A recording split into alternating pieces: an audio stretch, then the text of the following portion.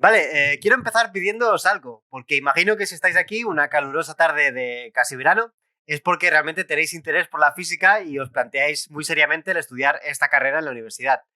Pero bueno, casi seguro que sabéis qué es la física. Pero me gustaría que cerraseis los ojos un segundo y escuchaseis esta frase. Un físico o una física investigando algo. Habitualmente hay dos respuestas que se repiten muchísimo. Por una parte, que la física son cosas de mecánica cuántica o de astrofísica. La primera es toda esa parte que lo peta tanto en películas de ciencia ficción o de superhéroes, ¿no? El mundo cuántico de Ant-Man, los viajes en el tiempo, ese tipo de cosas. Igual os puede sonar lo del gato de Schrödinger incluso. Por otro lado, la parte de la astrofísica es toda aquella que está relacionada con observar nuestro universo, ¿no? Con investigar sobre planetas, estrellas y bueno, me juego un par de pelos de la barba a que lo primero que se os ha venido a la cabeza al mencionar la física ha sido una de estas dos ramas. Y no pasa nada, porque esto es súper habitual. Suelo tener este debate con colegas que se dedican a la divulgación, ¿no? La gente piensa en cuántica y en astrofísica al pensar en física porque son las dos ramas más interesantes, o la gente piensa en estas ramas porque hay muchísima más divulgación en estas que en el resto. Yo al menos no tengo muy clara la respuesta en este debate, ¿no? Pero sí que os puedo asegurar que con los años me he dado cuenta de que la física es mucho más amplia que estas dos ramas y mucho más amplia que la física que enseñan en el instituto, ¿no? Hay un montón de cosas súper interesantes dentro de lo que se conoce como física y son cosas que yo no tenía ni idea antes de entrar en la carrera. Y creo que pueden ser interesantes, sobre todo a gente que pueda estar planteándose el empezar la aventura de estudiar física. Así que mi objetivo es dar 4 pinceladas de cosas que se puede estudiar siendo físico o siendo física, pero que están muy alejadas de lo que típicamente pensamos cuando se nos viene a la mente esta carrera, esta rama del conocimiento, ¿no? Obviamente no me da tiempo de hablar de toda la física que no se explica en el instituto, que como podéis imaginar es casi toda, pero como hay que empezar por algún lado, pues yo quiero empezar con un ejemplo de física que me resulta muy cercano porque a mí me turboflipan los Power Rangers y tiene que ver con ellos. No sé si habéis visto alguna vez un capítulo de los Power Rangers, pero un breve resumen sería que tenemos a Rita Repulsa, que es una señora malvada que vive en la Luna, y su mayor aspiración es conquistar la Tierra. Para eso utiliza un plantel de monstruos aterradores y desagradables a la par que cómicos. Por otro lado tenemos a Zordon, que recluta a un variopinto grupo de chavales que se transforman en los Power Rangers, que son una versión karateca de los parchís. La cosa es que los Power Rangers llaman como no pueden vencer al monstruo de primeras, llaman a sus robots, que son unos robots inspirados en bestias mecánicas, pero estos robots son incapaces de vencer al enemigo por separado. Entonces, lo que ocurre es que se juntan en un robot combinado que se llama Megazord, y este robot combinado sí que es capaz de vencer a los enemigos, ¿no? Entonces, claro, mi pregunta iba ¿por qué cuando los robots están combinados sí pueden contra el enemigo, pero cuando están por separado no? Si son exactamente los mismos robots, ¿de dónde ha salido ese poder extra, esa magia, ¿no? Ah, bueno, aquí esto es... la respuesta la tienen los sistemas complejos, ¿no? Aristóteles, que era un buen griego antiguo con barba, decía muchas frases inteligentes y una de las que se le suelen atribuir, aunque no está clara la autoría, ¿no? Y no está clara que fuera así textualmente, decía algo como que el todo es más que la suma de las partes. Y esto significa que a veces, al juntar elementos, lo que obtenemos es algo que es más complejo, más rico que los elementos por separado, ¿no? Entonces, esta frase la podríamos reinterpretar como que el Megazord es más que la suma de los Zords. Pero ¿de dónde viene ese extra? Eso que no está en las partes individuales, pero sí en la suma. Pues bien, lo iremos viendo algunos ejemplos, ¿no? Pero una aclaración, sí, antes de que exploten cabezas. Complejo no significa complicado. Complicado puede resultar resolver un cubo de Rubik, pero no es complejo, porque al final tiene una mecánica simple y un comportamiento bastante predecible. Partiendo del mismo estado inicial, el camino para conseguir resolverlo será siempre el mismo. En cambio, salir de tu casa e irte a comer una paella es algo que no es necesariamente complicado, ya que la mayoría de nosotros podemos hacerlo, pero sí que es complejo porque debes tener en cuenta un montón de elementos, un montón de variables, de coches que van, otros peatones, los semáforos, las señales de tránsito. Puedes hacer conjeturas y adquirir experiencia para poder predecir el camino que debes tomar o poder predecir los resultados, pero nunca sabrás con seguridad cómo va a ser el trayecto. Eso es la complejidad. El Santa Fe Institute, que es una de las mayores instituciones en el estudio de los sistemas complejos, define la complejidad como aquello que surge en cualquier sistema en el que muchos agentes interactúan y se adaptan entre sí y a sus entornos, ¿no? Esta es una definición muy vaga que nos permite incluir dentro de los sistemas complejos cosas súper dispares como son el sistema nervioso, Internet, los ecosistemas, los patrones que forman los estorninos cuando vuelan, la economía, las ciudades, la red de transportes o la posidonia oceánica.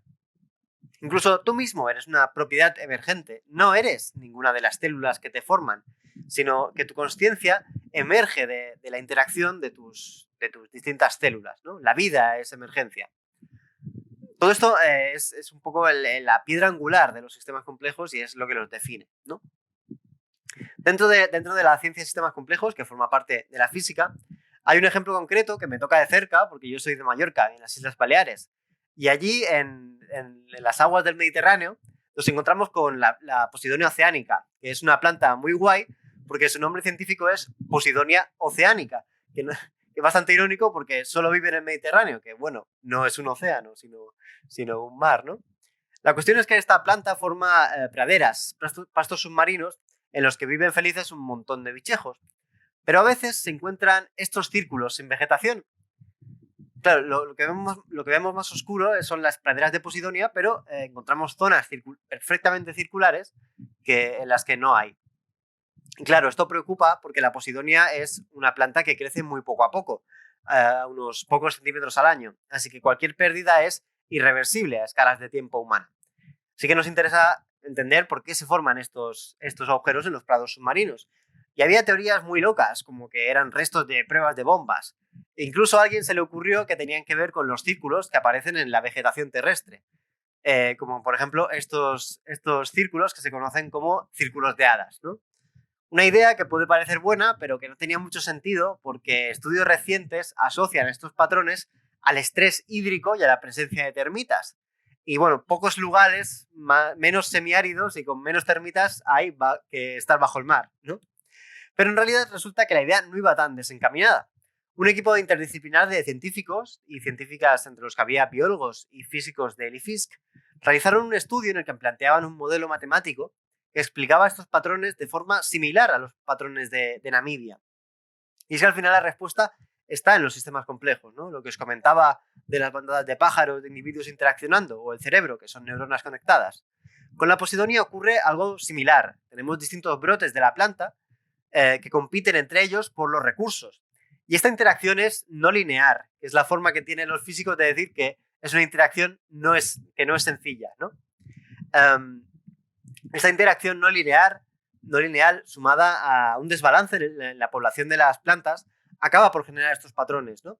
El mecanismo exacto no está del todo claro, pero bueno, aquí se pueden ver, por ejemplo, la simulación que realizó el equipo de investigación junto a datos cartografiados de la costa balear. Y bueno, no está nada mal, ¿no?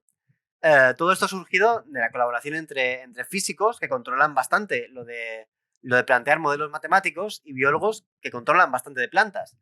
Pero claro, a mí me dices antes de empezar a estudiar física que un físico podría estar ayudando a entender los patrones que forman las plantas en lugar de estar contando estrellitas con un telescopio, igual no me lo creo, ¿no? Pues todo esto gracias a equipos interdisciplinares y a lo amplia que es la formación de los físicos en lo que a plantear modelos se refiere. El modelo, bueno, además de encontrar una explicación a estos misteriosos agujeros, sirve para argumentar que la aparición de estos patrones está directamente relacionada con el estado de los recursos de las plantas. Así que es una herramienta de diagnóstico de la salud del mar. Cuanto más a la derecha vemos los patrones, en peor estado de salud se encuentra nuestra Posidonia. Así que podemos encontrar formas de focalizar mejor los esfuerzos de conservación si sabemos que una zona está cerca de un punto crítico en la que va a perder ejemplares. Otro ejemplo de los sistemas complejos y de investigación que se puede hacer en física es bastante más cotidiano y son los atascos, ¿no? Porque seguro que os ha pasado esto de conducir o ir de pasajero y que en una autopista de repente el tráfico va muchísimo más lento y te comes un atascazo durante más minutos de los que te gustaría estar en el coche, pero de repente el atasco desaparece, el tráfico vuelve a ir rodado y no ha habido ninguna causa aparente. No ves ningún coche accidentado, ni obras, ni nada, ¿no? Es un atasco que aparece de la nada y de la nada se va. En realidad esto se puede estudiar desde el punto de vista de los modelos matemáticos y desde los sistemas complejos, ¿no? Podemos plantear un modelo muy sencillo que consiste en una carretera recta de un solo carril, para no complicarlo, ¿no? Ya bastante complicado es poner el intermitente. Claro, podemos suponer algunas reglas que pueden ser muy sencillas, ¿no? Unas reglas sencillas como estas en las que, bueno, vamos a intentar acelerar, pero sin pasarnos del límite máximo. Y si tenemos delante un coche, pues obviamente vamos a reducir la velocidad para no chocar, ¿no? Con estas dos reglas ya tenemos el comportamiento sencillísimo de un coche en la autopista, ¿no? Es una base sobre la que podemos ir trabajando. Pero claro, por mucho que simplifiquemos el comportamiento humano, siempre hay un factor que debemos tener en cuenta, y es que somos impredecibles y a veces un poco idiotas, ¿no? Para modelar la idiotez humana o las limitaciones, ¿no?, de nuestra atención, podemos hacer que cada conductor tiene una pequeña probabilidad de reducir un poco y de forma espontánea su velocidad, ¿no? Ya sea porque se ha pasado su salida o porque está distraído cazando Pokémon en el Pokémon Go. Con este modelo, a un determinado tiempo, si hacemos una foto, nuestra carretera dividida en cuadritos, ¿no?, en la que los coches se mueven a la derecha, cada uno con su velocidad, en el siguiente instante, el conductor, en este caso el conductor del coche azul, se ha distraído pensando en cualquier cosa y reduce un poco su velocidad.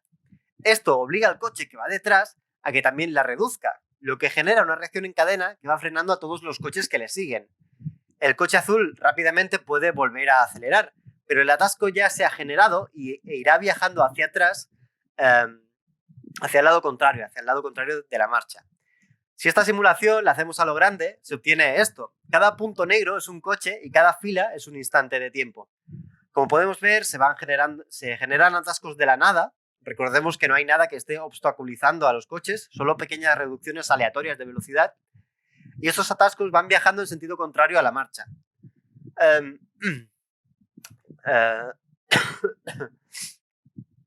Bueno, si calculamos la densidad de velocidad, podemos ver que hay un cambio de fase muy similar a los cambios de fase que explican en el instituto. Pero bueno, esto ahora no es importante. Lo que sí que es importante es ver que si hacemos una simulación más grande, se observan mejor estos atascos, ¿no?, que aparecen de la nada y que pueden llegar a ser muy persistentes en el tiempo. Este modelo además se ha testado en laboratorios, como los que podemos ver aquí, en los que, bueno, también se ha visto en atascos reales en las autopistas de Estados Unidos, ¿no? Este modelo se conoce como el modelo de Nagel-Rechenberg, debido a las primeras personas que lo idearon, que fueron Kai Nagel y Michael Rechenberg, que son dos físicos alemanes que a principios de los 90 publicaron un artículo en el que propusieron este mismo modelo, que bueno, esta es la versión más simple del modelo, pero bueno, con los años ha recibido un montón de expansiones, como añadir varios carriles o hacerlo cada vez, o con cambios de carril, con salidas, entradas de distintos coches. Esto, claro, lo que hace es ajustarlo cada vez más a la realidad, ¿no? Y esto es algo muy habitual en ciencia, ¿no? El plantear un modelo básico que es capaz de representar una observación en su forma más simple y luego ya se va ajustando con dinámicas más complicadas y realistas, ¿no? Estos ejemplos de física que no explican en el instituto parten desde el punto de vista de los sistemas complejos, ¿no?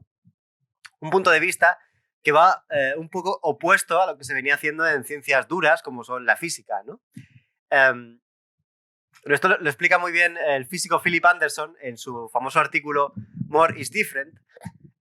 Allí dice que la habilidad de reducirlo todo a las leyes fundamentales de la naturaleza no implica que luego seamos capaces de partir de esas leyes fundamentales y reconstruir todo el universo, ¿no? Obviamente ambas posturas son imprescindibles y deben coexistir y colaborar. Stephen Hawking dijo en una famosa entrevista a la BBC, le preguntaron si pensaba que el siglo XXI iba a ser el siglo de la biología. Y él respondió que el siglo XXI iba a ser el siglo de la complejidad.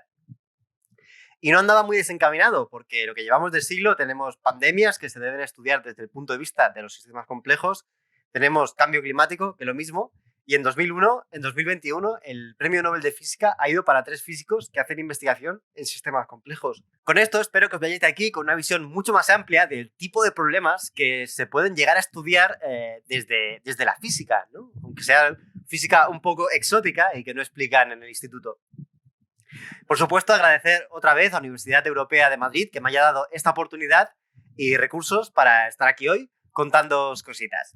Un abrazo a todos.